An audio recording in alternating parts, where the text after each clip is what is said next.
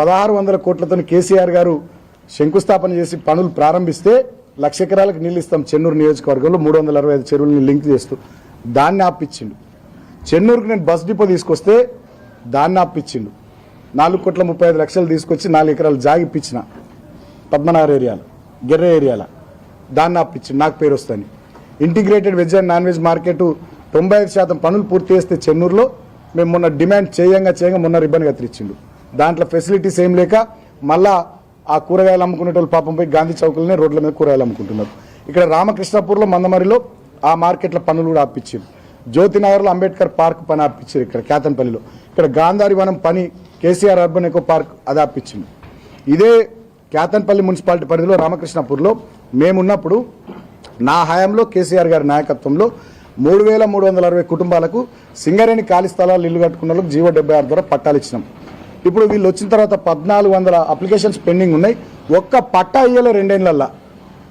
కేతన్పల్లి మున్సిపాలిటీలో ఒక్కరికి పట్టా ఇయ్యడట, కానీ కేతన్పల్లి మున్సిపాలిటీలో ఆ పీఠం ఈయనకు కావాలి. కేతన్పల్లి మున్సిపాలిటీలో పట్టా ఒకటి ఇయ్యరు, కేతన్పల్లి మున్సిపాలిటీ పీఠం మాత్రం కావాలి మెజారిటీ రాకున్నా. ఇది ఆయన చేస్తున్నటువంటి అరాచకం, దౌర్జన్యం. అదేవిధంగా చెన్నూరులో నేను 50 పడకల ఆసుపత్రి కట్టిన 32 కోట్లతోని 100 పడకల ఆసుపత్రి తీసుకొచ్చినాం. దాని పనులు ఆపేసిండు.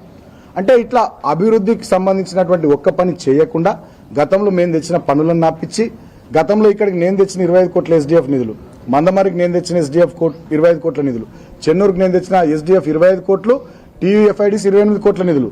ఆ నిధులతోనే మొన్న మున్సిపల్ ఎన్నికల ముందు కంకర కుప్పలు పోసుడు, శిలాఫలకాలు పెట్టుడు ఎక్కడ కేతన్పల్లి మున్సిపాలిటీ, చెన్నూరు మున్సిపాలిటీలో ఏదో ఇక నడిచిపోతుంది హడావిడి కొబ్బరికాయలు కొట్టుడు, అది కొట్టుడు, ఇది కొట్టుడు చేసి 4 ఓట్లు డబ్బాలు వేయించుకునేటటువంటి ప్రయత్నం చేసిర్రు. సరే, నేను ఇప్పటికైనా మంత్రి గారికి హితవు పలుకుతా ఉన్నా. ఇక నన్ను తిట్టుడు, నా మీద కక్షతోని ఈ నియోజకవర్గానికి నష్టం చేసుడు బంద్ చేయి. ఎలాగ నీ కళ నెరవేరుతుంది అనుకుంటున్నా. ఇవాళ మీ కళ నేను జైలుకోవడే కదా. ఇవాళ ఎలాగ నన్ను పంపిస్తున్నారు. ఇక తృప్తిగా మంచిగా భోజనం చేసి పండుకోరి, రాత్రి నుంచి బువ్వ తిన్నారో లేరో. ఇవాళ మీ కళ నెరవేరుతుంది కాబట్టి తృప్తిగా ఉండుర్రి. నాకేం బాధ లేదు. నేను ఒకటే కోరుతున్నా, ఇప్పటికైనా జిల్లా అధికార యంత్రాంగం, రాష్ట్ర ఎన్నికల కమిషన్ పారదర్శకంగా కేతన్పల్లి మున్సిపాలిటీ ఎన్నిక జరపాలి. 22 వార్డులలో 14 వార్డులు మేము గెలుచున్నాం. ఖచ్చితంగా కౌన్సిల్ మాదే. మీరు ఎప్పుడు ఎన్నిక జరిపినా కౌన్సిల్ డెఫినెట్గా మేమే గెలుచుకుంటాం. వీలైనంత తొందరలో ఎన్నిక జరపాలి. అది కూడా మా అభ్యర్థుల్ని బెదిరించకుండా. ఈ కలెక్టర్ అనేటోడు, ఈ కమిషనరు, MRO మీ ఇల్లు కూడా కొడతారు, మిమ్మల్ని ఇబ్బంది పెడతారని చెప్పి వీళ్ళే మాట్లాడుతున్నారట. కాంగ్రెస్ ఏజెంట్లు అయిపోయి ఈ పోలీసు వాళ్ళు అయితే పేరుకే పైన కాకి డ్రెస్సు.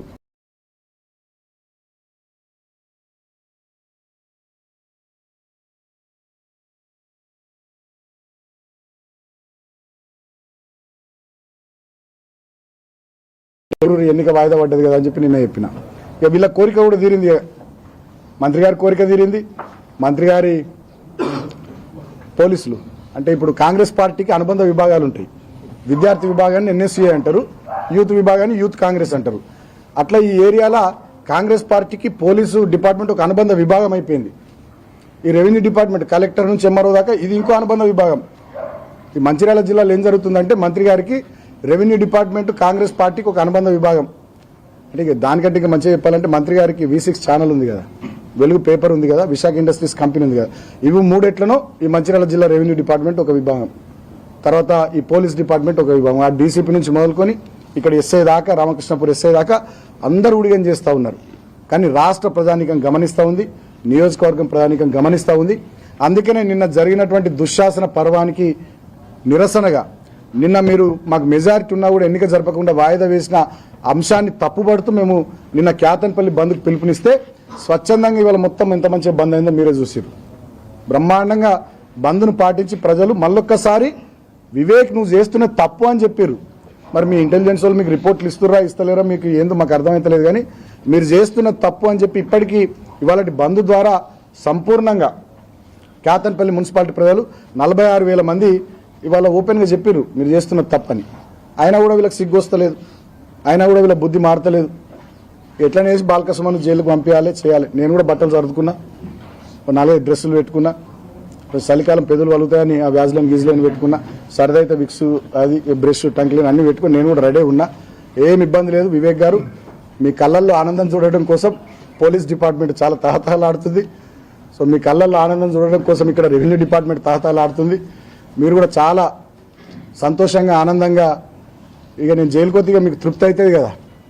బాల్కసుమన్ను జైలుకు పంపించాలి, కేతన్పల్లి మున్సిపాలిటీ ఇక నయాన్నో భయాన్నో దాన్ని నెగ్గించుకోవాలి. ఇదే కదా మీ ఎజెండా, మీ టార్గెట్. సో ఇక మీ టార్గెట్ ఏమవుతుందో నాకు తెలియదు. అంతిమంగా మీ కోరిక నెరవేరుతుంది. మీ చిరకాల వాంఛ అనుకుంటే ఎప్పటి నుంచి ఉందో ఏమో మీ మనసులో కానీ నన్ను జైలుకు పంపించాలని, ఇలా మీది నెరవేరుతుంది. ఇప్పటికైనా మీ కోరిక ఎలా నెరవేరుతుంది కాబట్టి ఇప్పటికైనా ప్రజాస్వామ్యయుతంగా పారదర్శకంగా కేతన్పల్లి మున్సిపాలిటీ ఎన్నిక జరిపించే ప్రయత్నం చేయండి. లేకపోతే చరిత్రలో మీరు ద్రోహులుగా మిగిలిపోతారు. ప్రజాస్వామ్యాన్ని హత్య చేసిన ప్రజాస్వామ్య హంతకుడిగా మిగిలిపోతారు.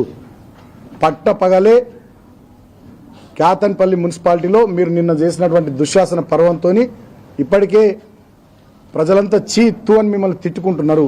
ఇప్పటికైనా మీ వైఖరి పద్ధతి మార్చుకోండి అని చెప్పి నేను మంత్రి గారికి తెలియజేస్తా ఉన్నా. జిల్లా అధికార యంత్రాంగం కూడా మీరు కూడా మొత్తం బానిసల లెక్కన అయిపోయారు, కాంగ్రెస్ పార్టీ తొత్తులు అయిపోయారు. ప్రజలు మిమ్మల్ని కూడా తిట్టుకుంటున్నారు. మీ వైఖరి మార్చుకోకపోతే డెఫినెట్గా రాబోయే రోజుల్లో ప్రజలు కాంగ్రెస్ పార్టీకి, జిల్లా అధికారులకు కూడా బుద్ధి చెప్తారు. ముఖ్యంగా పోలీసు వాళ్ళు చాలా ఓవర్ చేస్తున్నారు. మీరు అధికారం ఇవ్వని అయ్యే సొత్తు కాదు, వీళ్ళేం చక్రవర్తులు కాదు, ఇదేం వీళ్ళ సామ్రాజ్యాలు కావు. డెఫినెట్గా మా టైం కూడా వస్తుంది.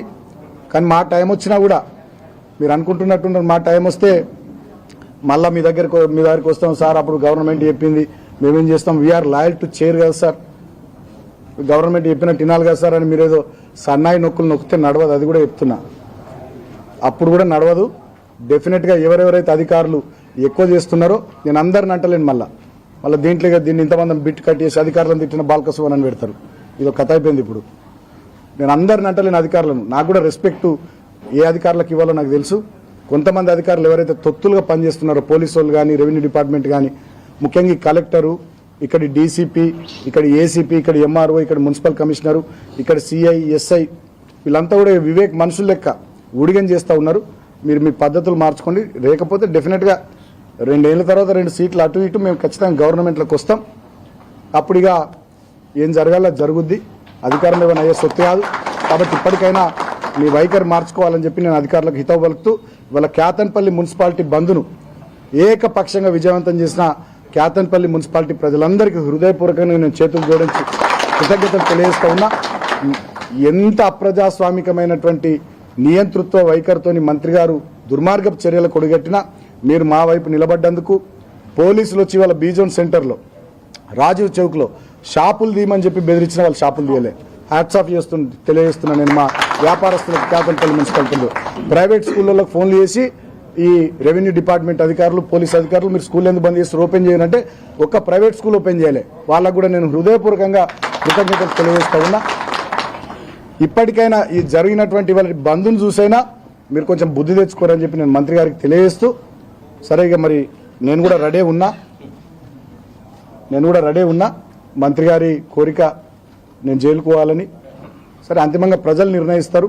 ఈ రకంగా నియంతృత్వ వైఖరితోని, అప్రజాస్వామిక ధోరణితోని, ఒక కక్ష సాధింపు దుర్మార్గపు చర్యలకు ఈ ప్రాంతంలో మంత్రి వివేక్ పనిచేస్తున్నటువంటి తీరును ఈ ప్రాంత ప్రజానికం కూడా చూస్తున్నారు. తెలంగాణ అంతా కూడా చూస్తూ ఉంది, అందరూ గమనిస్తూ ఉన్నారు.